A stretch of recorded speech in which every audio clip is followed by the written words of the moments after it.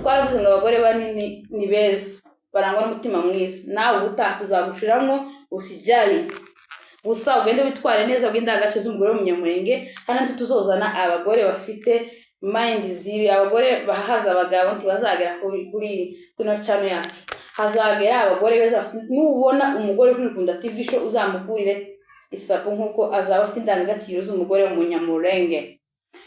Hello guys, hello my people, ladies and gentlemen. Ndabasuje mwese bakunze ba Rukunda TV show, mbaye ikaze na karibu mwe mudahwema kudukurikirana umunsi ku wundi. Ndabashimiye, muri abantu beza, muri abantu b'agaciro, muri abantu b'ingenzi kuri njyewe. Ndabashimiye mwese mwe mungira inama.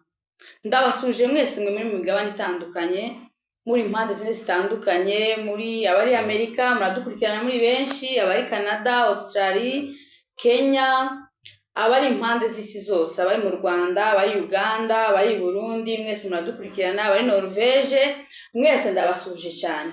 Muzukuri muza mutwereka urukundo tukishima tukanezerwa. Nanje rero ntabwo nzabikisha irungu, nzakomeza mbaganirize, nzakomeza mbasetse, nzakomeza mbagezeho byinshi byiza. Hano wazaca ubuhamya, hano wazacaho ijambo ry'Imana, turabayimbe, turakishwe, turasenga hano, ndetse tuzodukora n'amayitaje. Nimba ufite ibibazo byakugoye hano, gusa ubu nyine ngo ibiheko dusigaye tuzishuza. Hari ibiheko turi mu gukurira amadolari 100 ku bantu bari Amerika. Mutugane umuryango wa Rukunda TV show kabisa. Nimba ufite ipepo ryakuzengereje hano turi mu kuyafata. Rero bakunze Rukunda TV show, mukomeze mugubwe neza, mukomeze muze muri benshi.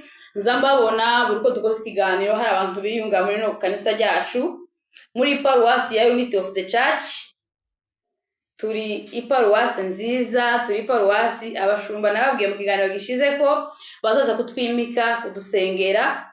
Ubu ngubu baracari mu ivuga butumwa, nibagaruka bazaza kudusengera bazaza kudusengera byeze iparuwasi ku mugaragaro. Rero naje bansengere ku bishop, muzamumva Nyamwiza ko azavuga ngo ni bishop w'Amasimba, naje ndi bishop kuri Rukunda TV show. Bazamena hayo mavuta ubwo bubasha baravuze ko bazawunshikiriza, ariko barambwiye ngo mugihe bataraza kundambika ibiganza ngume nkore baranshigikiye. Kandi nimushigikiwe n'abashumba, wewe urinde uvuga ngo bizo dukora ntobyumva nonsense. Kagiye rero ndabwiye ko zabagezaho top 10, mwarayikunze muri benshi cyane.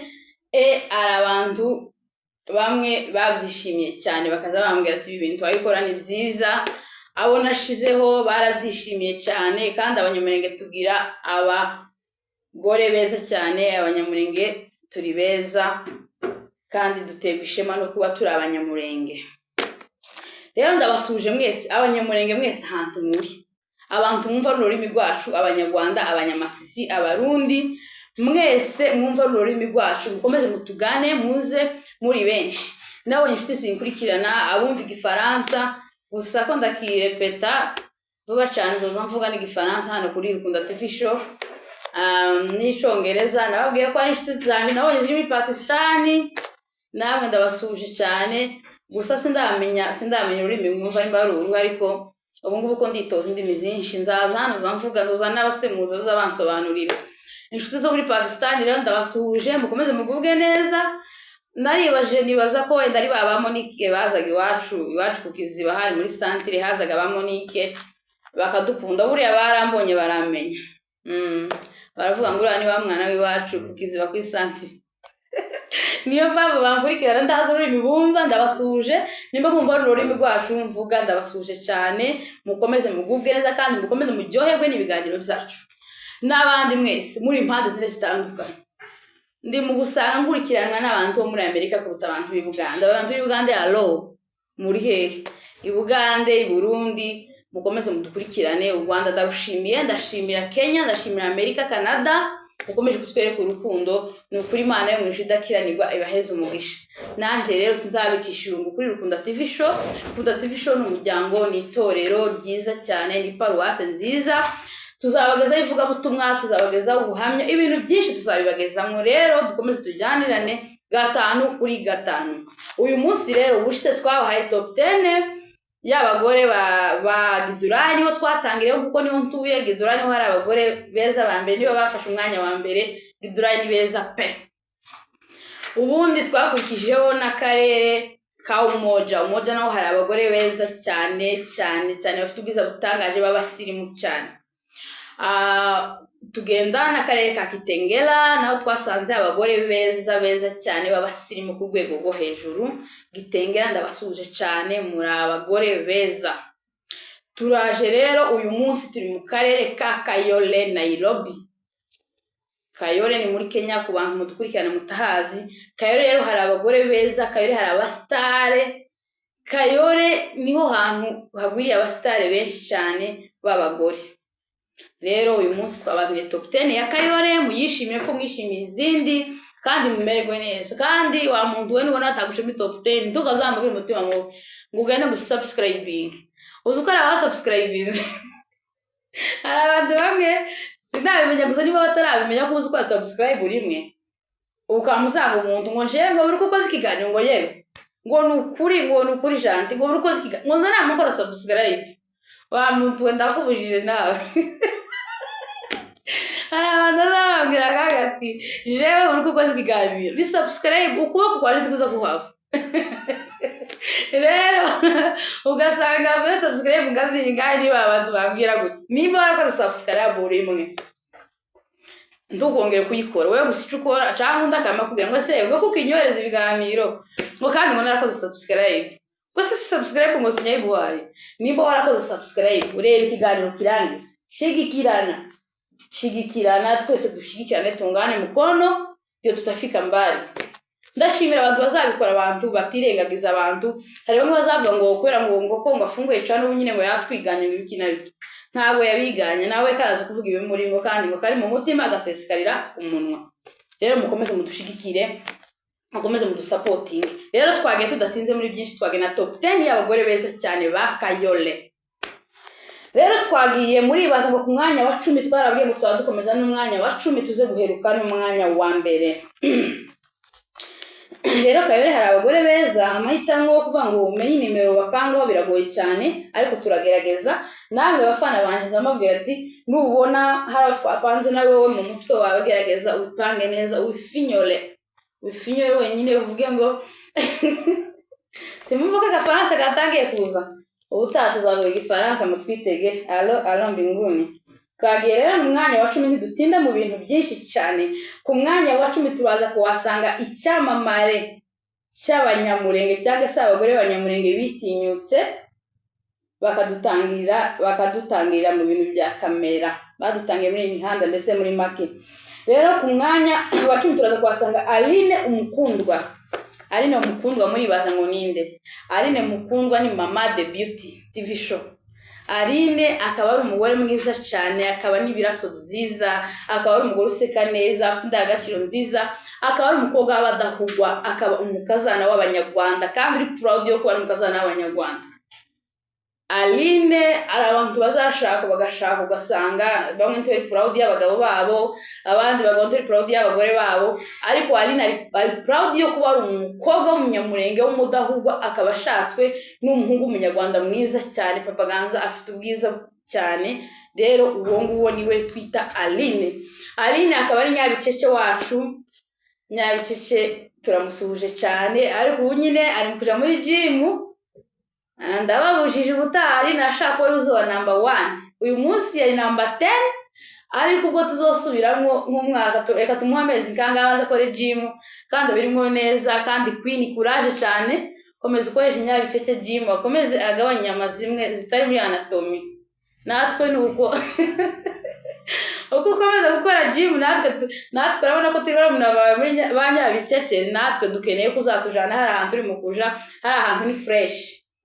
Rero Aline akaba ari umugore mwiza w'ibyishimo byiza, akaba agira ibiraso byiza, akaba ari umuntu uri proud y'akazi akora, akaba ari umuntu udahisha, ari uwogenda akabona utuzi ntabwira abandi. Ariko Aline niwe muntu dutinyura akavuga mu abagore mwe ko murakora ikimungo muze mufungure amacano tuvuge kugira ngo ejo n'ejo bundi tuzagire ico twigeza. Uwo nta undi ni Aline Umukundwa. rero twagiye bavandimwe inshuti zanjye twagiye n'umwanya wa 9. umwanya wa 9 muri basanga turasanga nimba umwanya wa 10 ugiyeho Aline kandi akaba afite ubwiza butangaje cyane. Aline ni mwiza pe, afite ibiraso byiza cyane. Ku mwanya wa 9 turaza kuhasanga undi mugore mwiza cyane ufite agataye keza, useka neza, umugore cap. Uwo nta wundi turaza kuhasanga Sara akaba ari umukobwa w'abasinga, akaba umukazana w'abitira. Sara ni umugore mwiza cyane. Sara aseka neza, afite indangagaciro z'umugore munyamurenge. Sara aba ari smart, yambara neza, ni umusirimu, aza akora ibiganiro mugende mu muri yakora ku kinyamakuru cya Papa Teta TV show, agira morale nyinshi cyane. Sara ni umwana mwiza, turamusuje cyane kandi akomereza aho ngaho. Ubundi abagore bamura nibo bakeneye mu rugo, apana umugore ushika mu rugo ugasanga yarakaye, ugasanga mvuze ibintu aribo. Mureke mugabanya akajagari, mugabanya stress, ubundi umugore ni uwishima.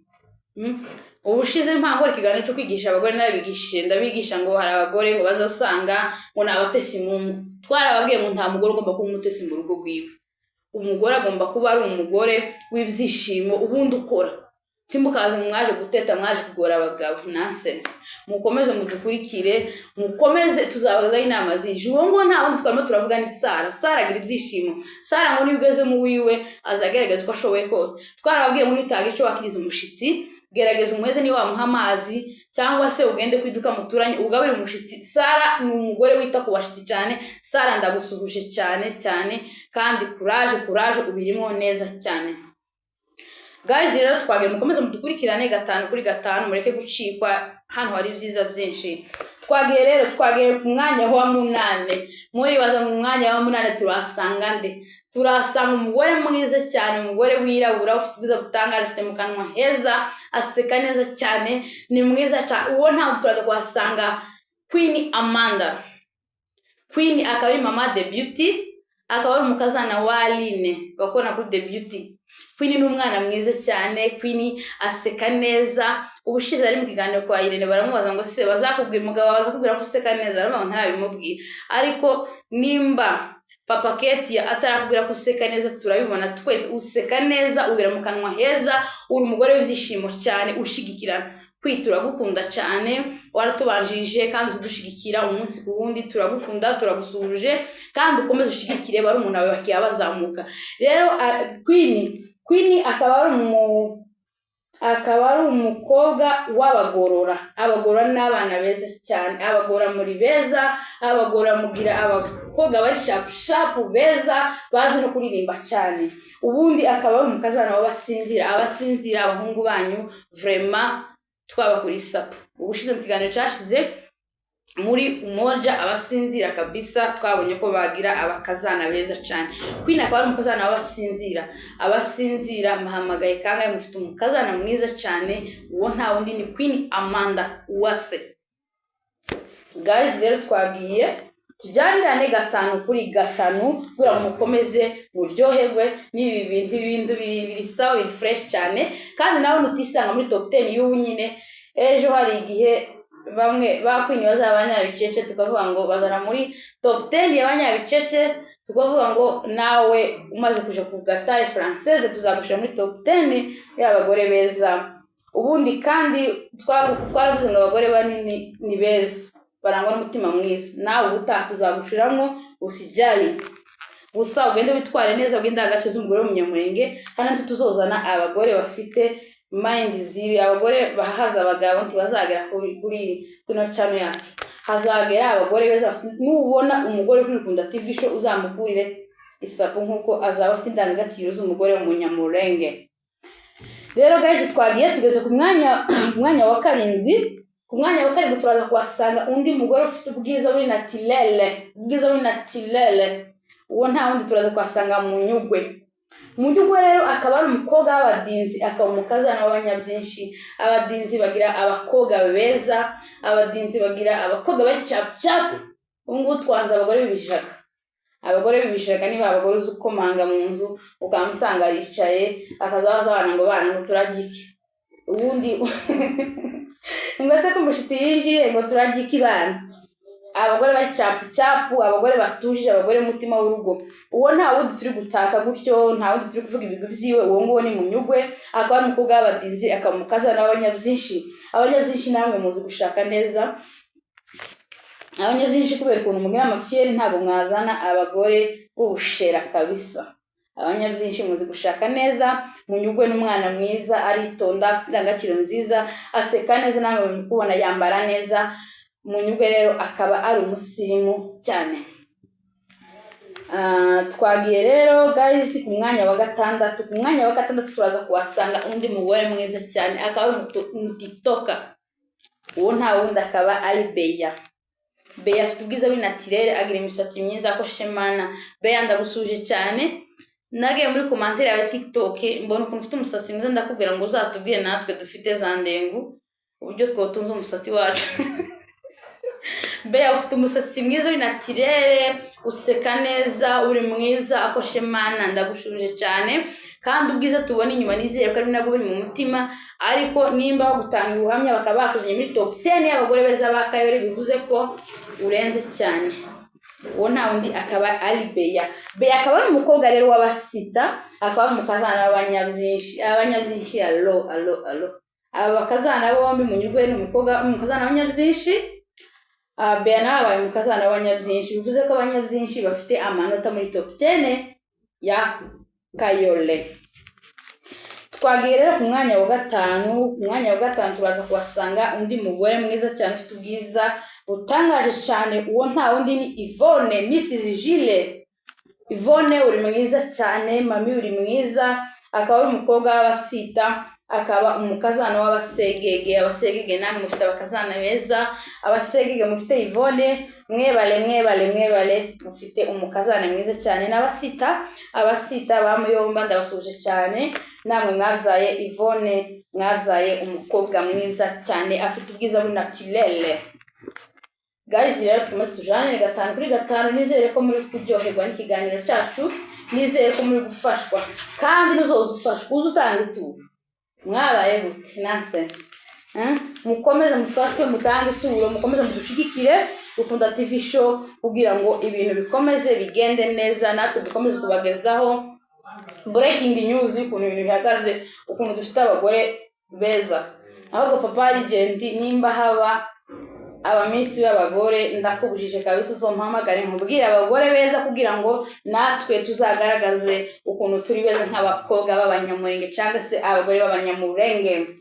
Rero guys twagiye tujyanirane gatanu kuri gatanu. Tugeze rero ku mwanya wa kane. Ku mwanya wa kane turaza kuhasanga umugore mwiza cyane, ufite umutima mwiza, ufite agataye française.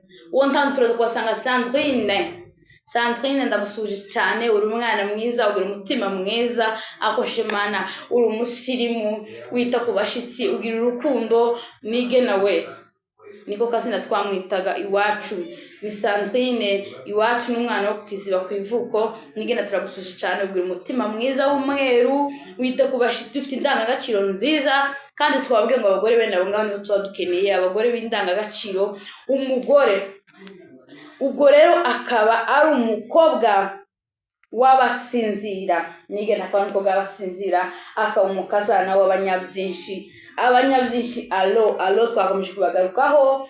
Abanyabyinshi mugira abakazana beza, abahungu banyu ntibaza bareba neza, baza bareba neza. Sandrine Nigena akaba ari umugore mwiza cyane, ufite ubwiza bw'inatirere, akaba ari umusirimu cyane. Guys mukomeze mufashwe, byanane gatanu kuri gatanu. Tugeze ku mwanya wa gatatu. Ku mwanya wa gatatu rero turaza kuhasanga undi mugore ufite ubwiza butangaje cyane, umugore witonze cyane, ufite indangagaciro nziza z'umugore w'umunyamurenge. Uwo nta wundi turaza kuhasanga Sonia rero akaba ari umukobwa w'abaheto, akaba umukazana w'abongera. Abongera muhamagaye kangahe, mukomeze n'abandi bahungu batarashaka mwe kutuzanira ubushera, mukomeze mutuzanire abakazana beza cyane. Rero mwe mufite Sonia, mufite umukazana mwiza cyane, namwe bahito mwazaye Sonia, mwebale. Rero tugeze kuri number 2 muri baza ngo ninde. Guys murebe namwe abantu guhera kuri number 10 kugeza kuri number 2, mwibaze ngo number 2 turaza kuhasanga inde. Number 2 rero turaza kuwasanga undi mugore mwiza cyane ufite izina riri smart. Uwo nawe turaza kuwasanga Monique. Monique umugore mwiza cyane akoshe Imana ndagusuje cyane. Ni ukuvuga ngo Monique ni umwana mwiza afite indangagaciro nziza, akaba ari umukobwa w'abadinzi kandi akaba umukazana w'abanyabyinshi. Abantu ba Kayore muri maka tuzohite kwa byinshi. Kayore kabisa bakazana beza bose, nimba utari umunyabyinshi sinzi ikintu kiyakora Kayore, kubera ko Kayore niba utari umukazana w'abanyabyinshi turakubujije Kayore, tugomba kubazigira ingabo zo kwa byinshi, kubera ko hafi abakobwa bose bane bose babaye abakazana b'abanyabyinshi. Uwo ndawundi ni Monique, akaba ari umukobwa w'abadinzi, akaba ari umukazana w'abanyabyinshi. Turamusuje cyane Monique, afite indangagaciro nziza z'umukobwa cyangwa se umugore w'umunyamurenge, aritonda, yakira abashitsi neza. Ni ukuvuga ngo Monique yatanga ubuhamya n'abantu benshi cyane bavuze ngo muri top 10 ya Kayore ntabwo bagomba kubura umugore mwiza cyane. Namwe muri kumubona hano ku ruhande, uwo Monique ni umukobwa mwiza cyane cyane cyane, yubaha umugabo wiwe. Cyo ni cyane cyo turi kugenderaho ubu nyine, kuko nyuma y'ibi biganiro za top 10 tuzabigisha ndetse n'izindangagaciro ziranga umugore w'umunyamurenge. Umugore w'umunyamurenge agomba kuba ameze ate, agomba kuba ameze gute, imyitwarire yiwe. Rero abatwazanye bafite imyitwarire myiza. Guys, tuzabazanira ikiganiro cyo kubigisha ukuntu umugore w'umunyamurenge agomba kwitwara, respect, cyubahiro, uha umugabo, umuryango wawe, aho washatswe. Kandi hari abagore badakunda ahantu bashatswe, ndababujije kabisa. Nimba warashatswe ahantu, nimba warashatswe, ni waba warahubuse, ariko turagushishikaza gukunda umuryango wawe. Kunda umuryango wawe washatswe kuruta umuryango wiwanyu. Rero Monique izo ndangagaciro z'umugore w'umunyamurenge arazujuje cyane. Guys, twagiye ku mwanya wa mbere. Ku mwanya wa mbere muri baza ngo turasanga nde? Ku mwanya wa mbere turasanga nde? Oh my god. Nimba twatangiriye ku mwanya wa 10 tukaba tugeze ku mwanya wa mbere, muri baza ngo haraza kuba hari nde? Uwo muntu uri ku mwanya wa mbere asate. Mbese ninde nyampinga wabahize bose? Bano bagore bose batuye mu karere ka Kayore, muri baza ngo arasate, umuruta arasate. Rero uwo niyo twabonye mwiza cyane mu karere ka Kayole. Uwo rero nawe turaza kuwasanga umugore mwiza cyane ufite indangagaciro nziza z'umugore w'umunyamurenge, ushinguye w'igiswaruke. Uwo ntawe turaza kuwasanga SP uri umugore mwiza cyane, akaba ari umukobwa w'abasama, akaba umukazana w'abagorora. Abagora mufite SP mwebare, ni ukuri mufite umukazana mwiza cyane, afite ubwiza w'inatirere, ubwiza ni umusirimu, yambara neza cyane. SP ukomereza aho ngaho kabisa, kandi uri umwana mwiza. Abasama mwabyaye SP bahamagaye kandi mufite umukobwa mwiza cyane, mwabyaye umukobwa mwiza. Namwe abagora mu mufite kabisa, mufite umukazana mwiza. SP ni wa mugore wojana n'umugabo we mu muhanda ntiyumva isoni, akajyana n'umugabo we akaba ari proud y'ukunasa, ukuntu ari mwiza cyane. Rero SP uri mwiza pe, uri mwiza akeza kamenywe na bose, uri mwiza cyane. Kandi ukomeze ube mwiza ari mu mutima naho inyuma, uri mwiza imbere, ukomeze ube mwiza, wite ku bashitsi, ukomeze kubaha umuryango naho washatswe. Guys, rero twagira ngo tubageza iyo top 10 y'abagore ba Kayole. Mukomeze mumererwe neza, mukomeze mujyegwe n'ibiganiro byacu, mukomeze mudushikikire. We wafunguye ino video ukaba wayirebye, Imana igumugisha. Ubundi kandi ibiganiro byacu nakagaruka, tuzakomeza tubazane ibyiza byinshi. Icyo usabwa wowe genda ukomeze ushire igikumwe cyawe kandi ko ari amaraso, kugira ngo mukomeze mudushikikire. Subscribe n'akantu gato cyane ku muntu wagatahuye, ariko ku muntu utarabitahura nawe uzagenda ushigikira abandi, kuko nawe tawamenya mugani wa Evangeliste Gapapa yaravuze ngo ntawumenye. Kuko uyu munsi ukangushigikira mugenzi wawe, ejo nawe ukayifungura tukakwijyaho, ariko nudushigikira natwe mwiyerekwa ryacu natwe tuzagushigikira. Ubundi ibiganiro byacu guys nakagaruka, mukomeze mudukunde. Ibiganiro byacu nakagaruka. Ciao ciao.